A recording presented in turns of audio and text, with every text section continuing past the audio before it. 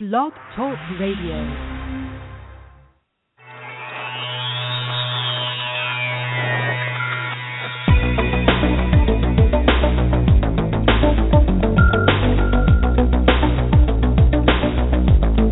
Welcome to Real Estate Coaching Radio, America's #1 trusted resource for realtors who demand authentic, real-time coaching. Starring award-winning real estate coaches Tim and Julie Harris. Get ready for unfiltered, full-strength honesty about what is truly working to get you into action and make you money in this new real estate boom. Now to our hosts, Tim and Julie Harris. Okay, we are back, broadcasting live from lovely Austin, Texas. Julia, are you with me? I am indeed. Can you hear me okay? I can hear you just fine. So we have a very exciting topic today, and the topic is, Julie? The topic is the 7 things brokers should never say to their agents. That's right. Now, this is an interesting topic because, frankly, we've been getting a lot of free coaching call requests from folks that are getting back into real estate. I would say a majority of the newish type agents are ones returning to the industry, and those who are brand new to the industry. And it's very, very fascinating to me. The things that you guys are reporting to us that your brokers, or maybe possible would-be brokers, some of you are interviewing brokers, are saying to you.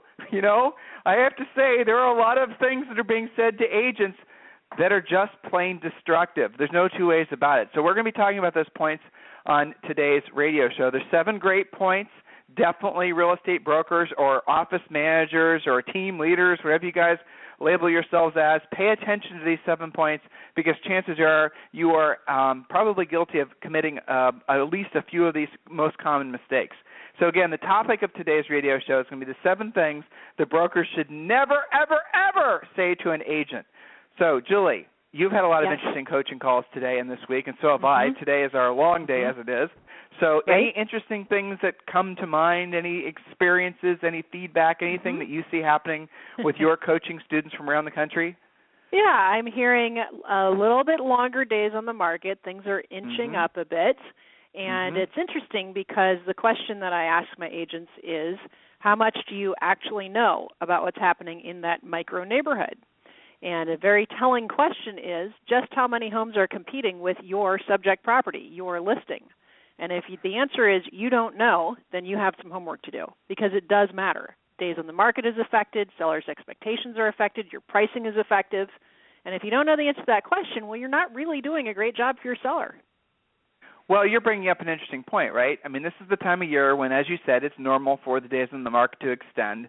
But what happens a lot of times is you guys don't prepare your sellers for that, and you don't set realistic expectations. And so, Julie, if an agent wanted to right the wrongs maybe of not educating their sellers on the nature of the last quarter of the year, holidays, and all those types of headwinds, and they wanted to give the seller really good information about, you know, what really they should be expecting, what would the points be that you'd want the agents to talk about? You mentioned days in the market.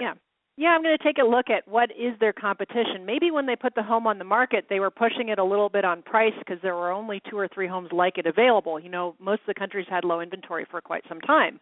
But now that it's sitting around for a while, is that because there's 6 more homes that are competing with it, which means the time to even see a home if you're that buyer. You know, if there's 2 homes on the market, you see them this afternoon, you decide tonight. But if there's 6 or 10 or 15 homes available, even if you went looking every weekend, it might take you 30 days just to see before you even make a decision. So what is the competition, the absorption rate, average days in the market? Is it going up or going down? Is there perhaps some new construction popping up that's kicking the butt of the resale? That's a very common phenomenon right now with the surge of new construction in many areas. So what's actually going on? And then, you know, what is the seller's expectations? The other thing you need to know about each and every one of your listings is what is the seller's motivation? Has it changed since you took the listing? And what's their time frame? Go ahead. Let me slow you down a little bit. So you said they should be looking to see if there's been a change in the number of homes, resale homes that are competing. That's the first thing you said. The second thing you said is they need to be knowing what the effects of new construction are, which you guys, a lot of the new construction that's getting built, or at least being planned to be built, not making it into the MLS. So you're really going to have to go out of your way to understand what the effects of new construction have on your resale. And if you guys aren't familiar with what the effects that new construction has on resale, here I'll summarize it for you. It kicks resale's butt. I mean, 9 buyers out of 10 are going to want to buy a new home versus a used home. So the reality, again, is that if you don't know what's going on in the marketplace, you're going to see the dynamics in your, pricing change dramatically. And if you haven't reset the seller's expectation as far as what the value is going to be in their home going forward, and now you've got, a new. I know here in Julie and I live just north of Austin. And get this, guys. Since I would say the past 5 months, there's been over 7,000, and this is not a big community, by the way, new construction homes essentially approved. So over the next, 2-3 years, there's going to be 7,000 homes being built. All this makes me want to get my real estate license again.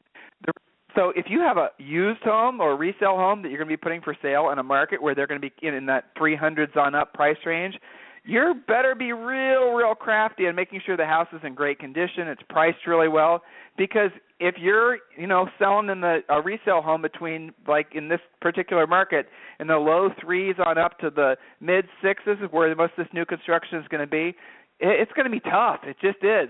So know what's going on in the market. And the next thing I heard Julie say, and she said this before, was obviously know if the days in the market's taking longer. So these are all the extra points that you guys are getting from hopefully today's radio show that you're writing down, Julie, any other points come to mind, things that they need to be aware of for the sake of educating their sellers, setting realistic expectations? Yeah, sometimes the seller's own motivation changes. They found out they're being relocated earlier. Maybe they fell in love with a house and you're not in tune to that and they're dying to buy that, but nobody's been talking to them. I've been hearing a lot. It's interesting. The agents that we have that are very frosty on their price reductions, many of their sellers are actually saying to them, hey, if this price reduction doesn't do it 2 weeks from now, I'm authorizing you to come down even further, which I think is great. You just have to pay attention to that and then do some new net sheets, especially if they're buying with you, and make sure that you're not, turning them into a short sale inadvertently and that sort of thing. But, know what their motivation is. Is it still the same as when you listed them? Know what their time frame is. The seller who has to sell is probably going to be calling you, wondering what you've been up to. The seller is kind of like, well, we can take our time and see what happens. Well, you might have a little bit more leeway with them. So be able to identify that on every single listing. When you take the listing, 30 days from the listing if it hasn't sold, certainly 60 or 90 days of the listing if it's still active, things change. So if you're not calling your sellers every single week, you're in danger of losing that relationship. That's a fact. Right, that's true. So, guys, bottom line here is something else is coming up next week. Are you aware of the fact that we're changing the month, right? We are the end of the month and the beginning of the following month, which means there's going to be a lot of expireds to pursue. A lot of the expireds you guys are going to see coming up are going to be ones that were overpriced and the previous agent didn't have the chops to get the house repositioned correctly. Remember, these are just a couple little, hints on how you can actually get these houses priced correctly. When you're speaking with sellers, don't say words like overpriced. Say, you're ahead of the market, Mr. Seller, you're not overpriced necessarily. You're just ahead of the market. And don't say lower the price. Again, those are kind of toxic words to any seller. Say reposition the house on the market so that it more correctly reflects or so that it correctly reflects the buyer's expectations. So those are the types of things you guys can say that will make it so when you're conversing with a seller, they're more receptive to what you have to say because you're saying it in such a way that it doesn't offend them. It doesn't piss them off. That's a good place to start when you're conversing with a new potential seller, is making them like you. So keep all these things in your mind. All right, so we are going to take a real quick break, and when we do, we're going to get to the 7 great points, things that a broker should never, ever, ever say to an agent. We'll be back in about a minute.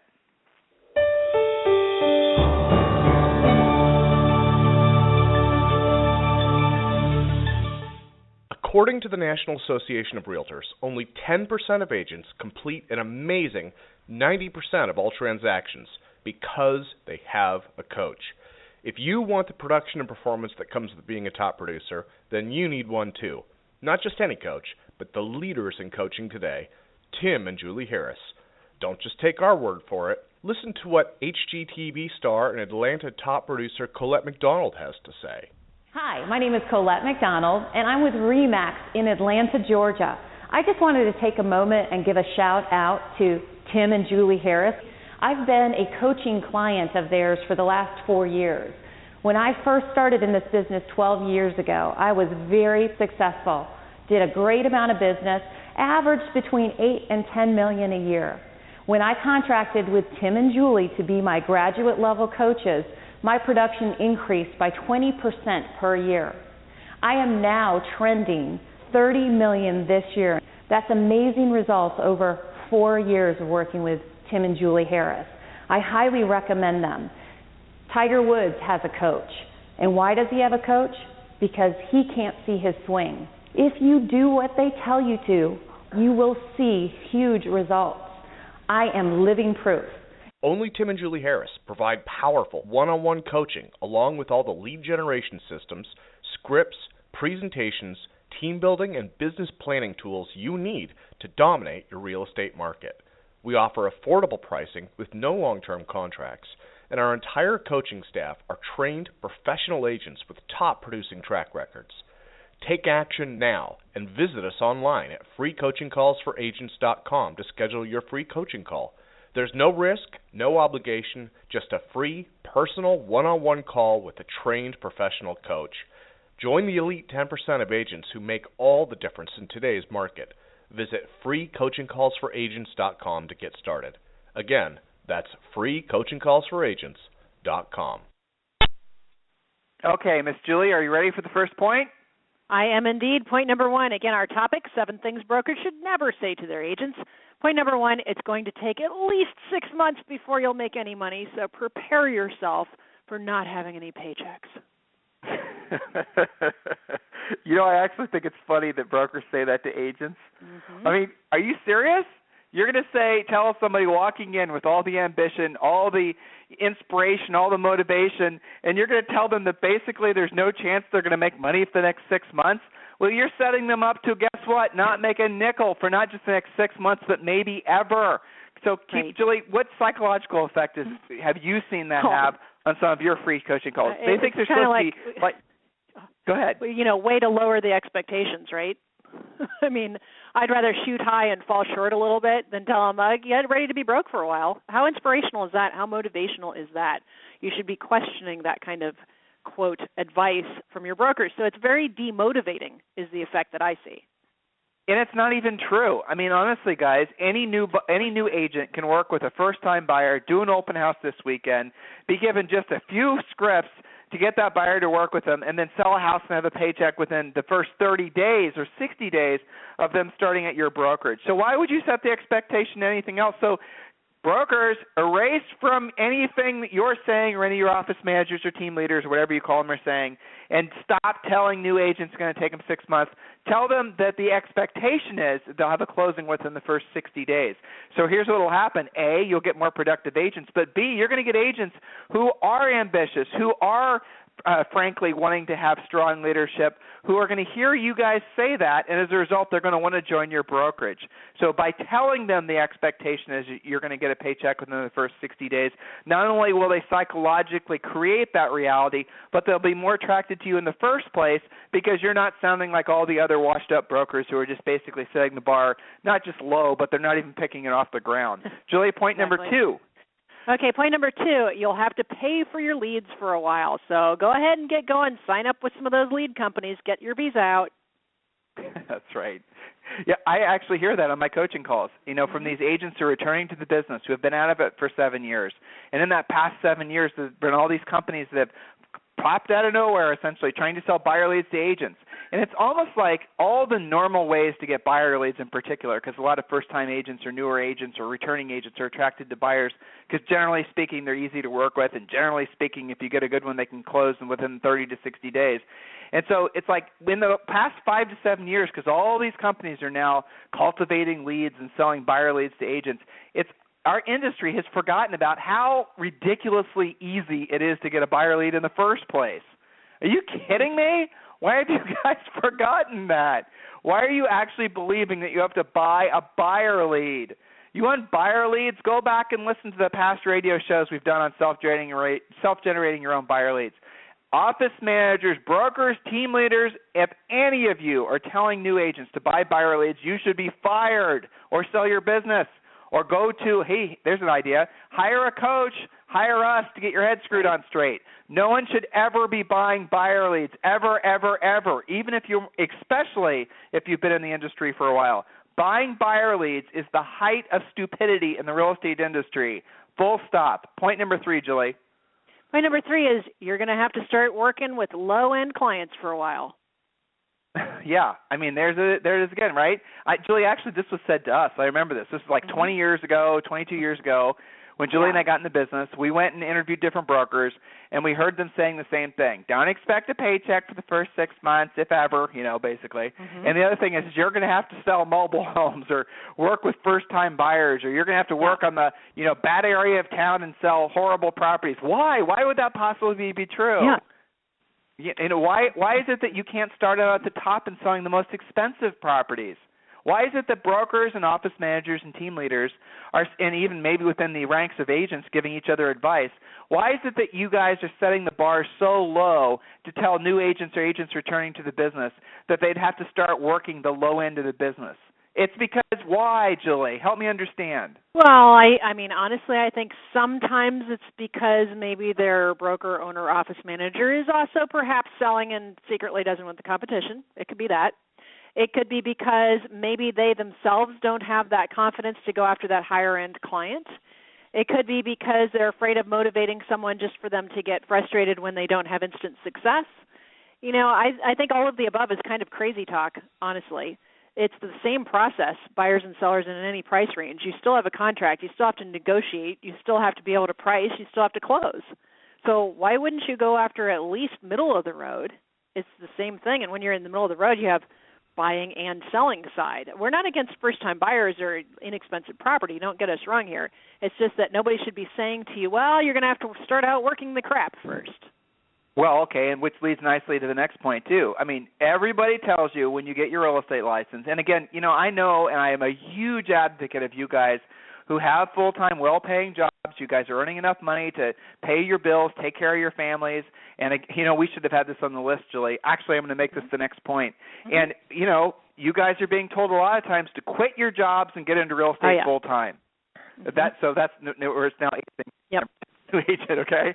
So quit your jobs and get into real estate full-time.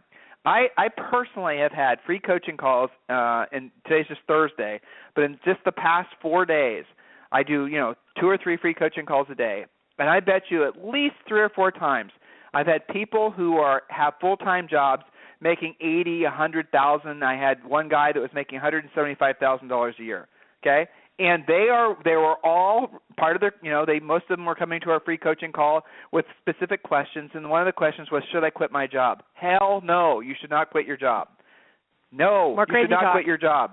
Yeah, that's right. It's crazy. It's crazy talk. You can do real estate part-time. A lot of people do, depending on what your goals and your expectations are. For you to walk away from that kind of financial security is insane. And I don't care if you're only earning $50,000 or $60,000 a year.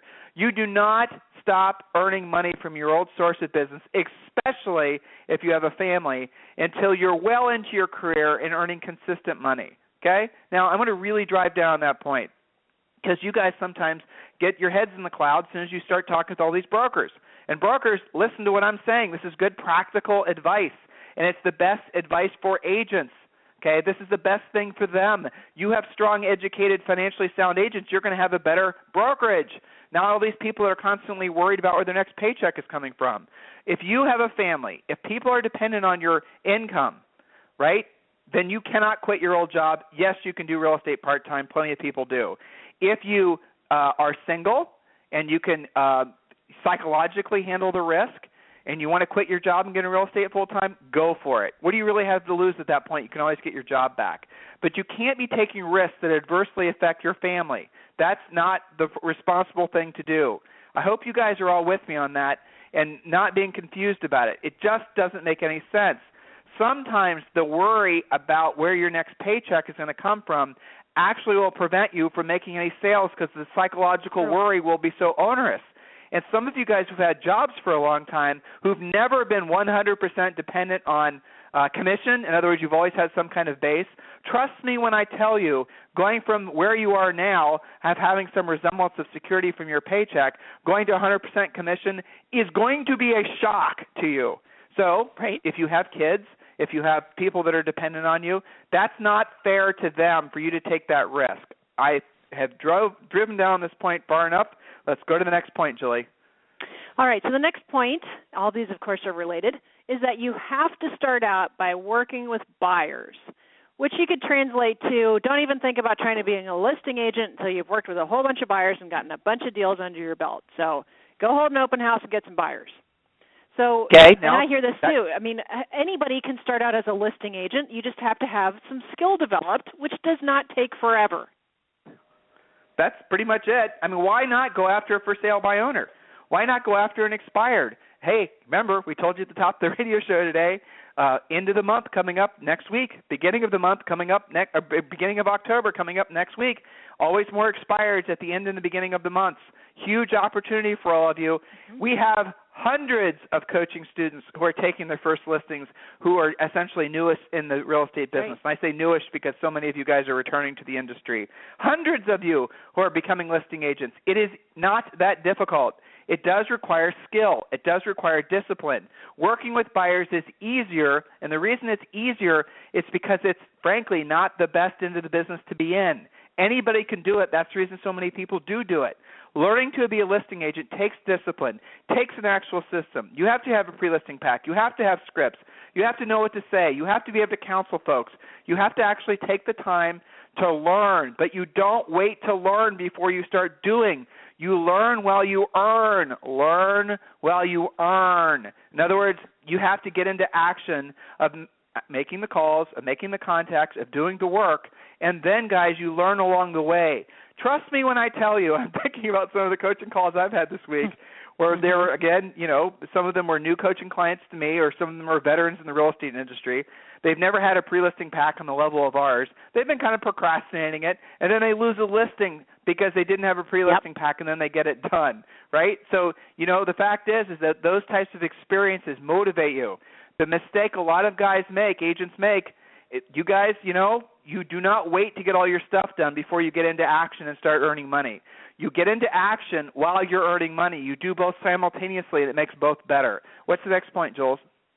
Next point is some brokers say to their agents that they should not be messing around with leases or BPOs or things that are, let's say, maybe a little bit less commission-y based.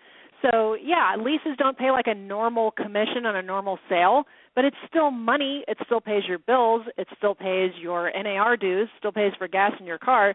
Same thing with BPOs. Why any broker would say to any agent, no, it's not okay to make money, does not make any sense to me whatsoever. Well, okay, so if you're in New York City and you're brand new to the city and you're not doing leases, chances are you're going to starve, right? Mm-hmm. If you're in certain parts of L.A., if you're not doing leases, chances are you're going to starve if you're new in the business. And as far as the BPOs go, one of the things we suggest all of you guys do is, regardless of where you are in your career, is you have to be honest-to-God area experts, know the market cold. In order to do that, no better way than doing BPOs. And, by the way, you get paid for doing them. So, again, brokers, office managers, agents, I am informing all of you. The reason that brokers and office managers and team leaders tell you guys not to do BPOs is because oftentimes they're not getting any portion of the money. They don't pay that much, $45, $50, $100 sometimes. But, guys, brokers, office managers, leaders in the industry, if we do what's best for the agents, it makes the industry on a whole better. If we teach them to do BPOs and do BPOs at a high level, not only will they know the markets, but they'll also have money. Having money gives them financial security, gives them the breathing room to get better at their skills, to become better listing agents. So, guys, this all makes sense. That's the reason that we are agent-centric. We are totally and completely focused on what's best for the agent because at the end of the day, the agent is the lifeblood of this industry, specifically the listing agent. Julie, do we have another point? Yes, we do. We do. And that point is that some brokers will tell you that, quote, the real money comes from building your team. You want to vamp on that one, Julie? Well, I think so heard from me enough about that. Yeah, we could do a whole show on that. But basically what happens is that agents believe that their job is to build a team, not that their job is to build revenue for themselves and their families. So what you get is a whole rash of agents who think that they're supposed to be out there building their team before they actually know how to coach their team, teach their team, lead their team, hold their team accountable, or actually be able to pay their supposed team, which drives a lot of agents, quite frankly, right into the ground because it's not long before your team costs more than what you're making. It's just a poor business model, especially for a newer agent that doesn't have any skill. Well, and exactly, and hey, let's call it Keller Williams agents. You guys are the ones that are most guilty of this. You guys think that the way you become successful in real estate, and I know there's people on the speaking circuit, and you guys go to these conventions, and there's people telling you got to form a team. You don't have to form a team to be successful in this industry. And here is the secret that, frankly, we're the only ones that are telling you the truth about. The most successful listing agents in the country, and these are also happen to be the wealthiest agents in the country, earning the most amount of money, don't have teams. They don't have teams. If you don't believe me, go back a couple weeks in our radio show, and we interviewed both of them. And these guys, these agents are selling somewhere like 600. What was it? One was selling close to $1 billion in real estate this year, and the other was going to close something like $750 million in real estate this year. So these are agents that are making millions and millions and millions of dollars in commissions, and they don't have teams. So that is where the money is in this industry, is learning how to be a listing agent and not worrying about focused on building a team. Now, some cases and some price ranges for some agents, depending on where they are in their careers, if they just decide that they're willing to sacrifice net profit for the sake of maybe retiring partially and they need to have assistants or team members replace them, then for those types of folks, maybe a team makes sense. Now, we're not saying don't hire assistants. Yes, heck yeah, you're going to have an assistant. But you're not going to have, or you shouldn't have in most cases, a whole bunch of buyer's agents, for example. You shouldn't be thinking that you can hire a leads coordinator and somehow they're going to solve all your problems, or you're going to hire someone to go on listing appointments. Yes, you can do all of that. And you can brag to all your friends at the conventions that you have these big teams and all these people running around. But the truth is, at the end of the year, when you're filing your taxes and you're looking to see how much your net profit was, why hasn't it increased commensurate with the added staff members? It never does. Real estate practices are not scalable. The more overhead, essentially the more transactions you add, the more overhead you have to add. And so in other words, you can do, and this is definitely true, and this is how it's almost always worked, an agent with a team who earns $1 million in commissions, a great number, no doubt. An agent with a team who earns $1 million in commissions will have roughly the same net profit, or in other words, take-home pay, as an agent who does roughly $300,000. So an individual agent in virtually any market, I mean, Julie and I did $300,000 our first year in the business when we were in our early 20s, just Julie and I. So an agent who earns $300,000 per year will have roughly the same net, if not a greater net, frankly, than an agent who grosses with a team $1 million per year. So if your goal is to make money, if your goal is to save money, if your goal is to buy investment properties, pay off debt, if your goal is to build actual wealth, having a team just doesn't make sense for 99% of you. And again, it all goes back to the whole thing that you guys are being told, you got to form a team, you got to form a team, you got to form a team. Why is it that that's being fed to you? Because teams are trendy, like buying the buyer leads, but also because if I'm a broker or I'm an office manager, my hardest job after managing all of you is going to be recruiting new agents. That is always the worst job in a real estate brokerage, is recruiting new agents. It just takes a lot of work. So what happens is, if I can recruit you to work at my brokerage, and I can then convince you that you then have to build a team and add more licensees to my brokerage, you are then helping me do my job. Okay, does that make sense for you? Well, maybe it does, maybe it doesn't. So guys, these are the types of thoughts you have to have in your head. As individual agents, you got to look out for these things, but today's call was specifically for the brokers, specifically for the office managers, specifically for the team leaders. You guys have to stop telling agents this, because it's not true. It doesn't make sense. And if no one's ever told you that it doesn't make sense, no one's ever told you that it's not true, and that's been your reasoning behind continuing to perpetuate these lies, well, guess what? You have to stop now, because we just did. So you can't say that no one's ever told you this before. Exactly. Someone has. guys, pay attention to what's happening amongst the industry, amongst the real, the icons in the industry. All of them are pivoting towards these types of thoughts. Why? Because the truth is self-evident. What we're saying is so obviously true that you cannot argue with it. So, guys, you really connect your mind with what your goal is. You didn't get in this real estate industry, well, I'd say most of you didn't get in this industry for the sake of building teams or all these other goofiness. You got in this industry because you wanted to make more money, to pay off debt, to provide a better lifestyle for your family, to create more financial security, and to build wealth. Stay connected with the original motivation when you got in this business, and stay true to yourself. If you guys need any additional help, go to freecoachingcallsforagents.com, freecoachingcallsforagents.com, or you can always email Julie and I directly on our private emails, and mine is Coach, C-O-A-C-H, Tim, T-I-M, Harris, H-A-R-R-I-S, @gmail.com, and Julie's is Coach Julie Harris @gmail.com. In the meantime, Julie, anything else you'd like to say to these guys? Nope, take it seriously. We're all about making you guys more money, keeping more money in your pocket, and doing it in the most efficient and effective way possible. So if you hear any of these things that we talked about today, ask yourself what's going on with that.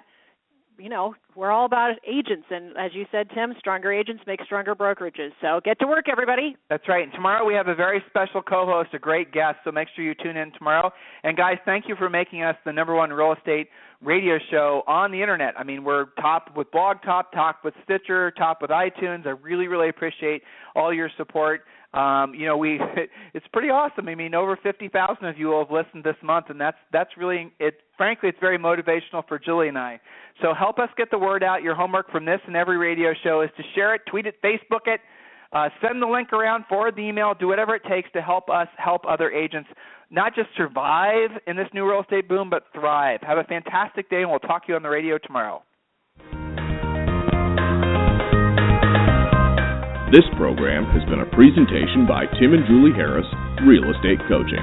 For more information on our real estate coaching and training programs, visit our website at timandjulieharris.com.